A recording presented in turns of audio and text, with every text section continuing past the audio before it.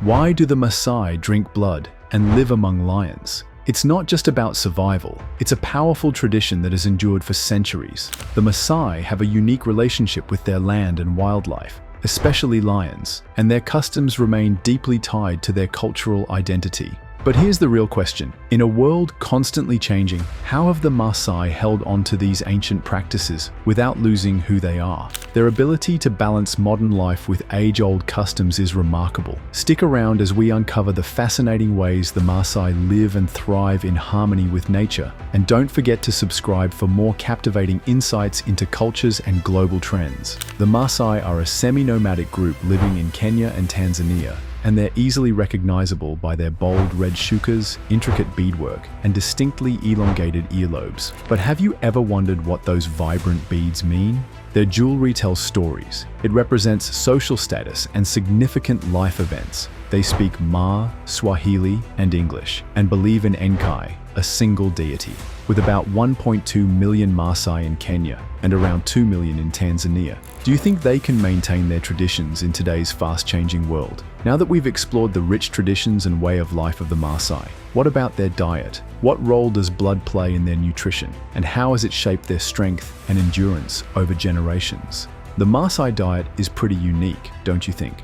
While many cultures around the world rely on grains or vegetables, the Maasai's diet revolves around their cattle. They consume milk, meat, and yes, even blood. But why do they do this? The blood, often mixed with milk, is a source of protein and iron, and the Maasai believe it makes them strong. They drink it during special occasions like circumcisions, weddings, and even to cure a hangover. Milk is their go-to drink, whether it's fresh or curdled, and it's served with foods like ugali, a maize porridge. While meat is part of their diet, it's usually saved for special occasions. Isn't it fascinating how important blood is as a source of salt and nutrition in their culture? Did you know that Maasai warriors, Morans, use a special technique to collect blood from their cattle? It's done with a short, blunt arrow shot from a loosely strung bow to gently puncture the jugular vein of the cow. The blood is then collected in a gourd or clay pot, and the bleeding is stopped using a mixture of mud, dung, or hot ash. What's even more impressive is how sustainable this practice is. They take only small amounts of blood, ensuring their cows stay healthy.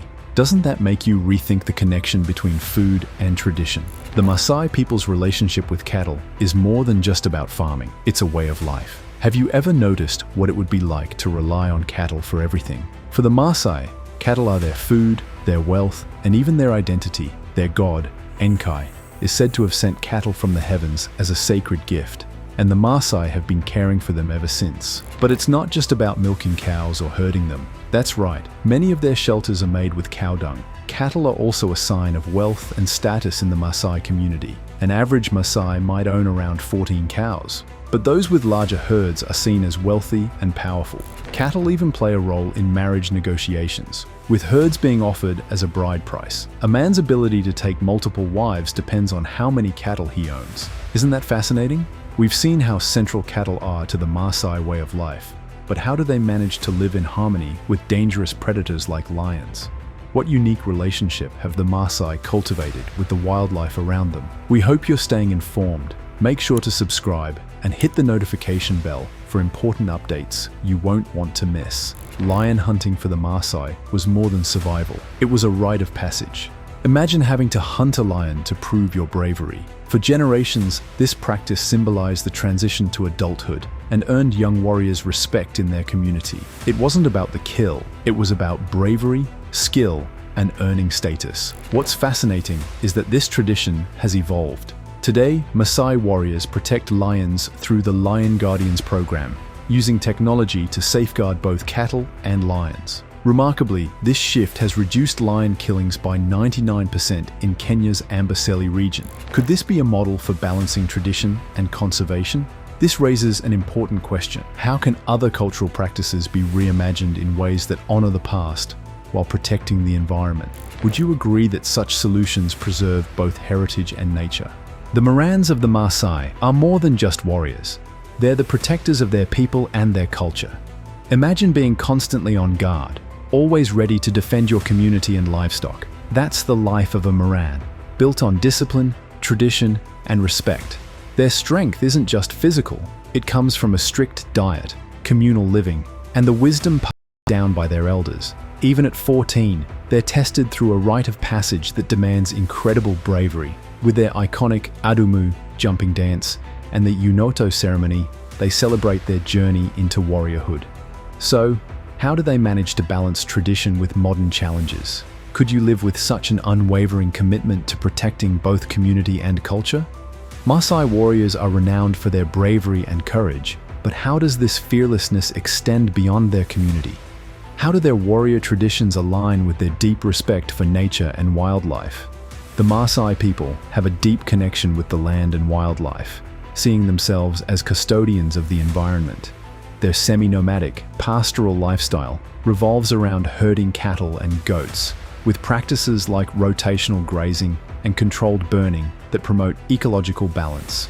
By moving livestock in sync with wildlife migration, the Maasai minimize conflicts and overuse of the land, allowing both animals and people to thrive. They also hold cultural respect for predators like lions, prohibiting the hunting of female lions and recognizing their importance in the ecosystem. This coexistence is guided by indigenous knowledge passed down through generations. Could the Maasai's harmonious approach to conservation serve as a model for modern efforts to protect biodiversity and ensure the sustainability of endangered species worldwide?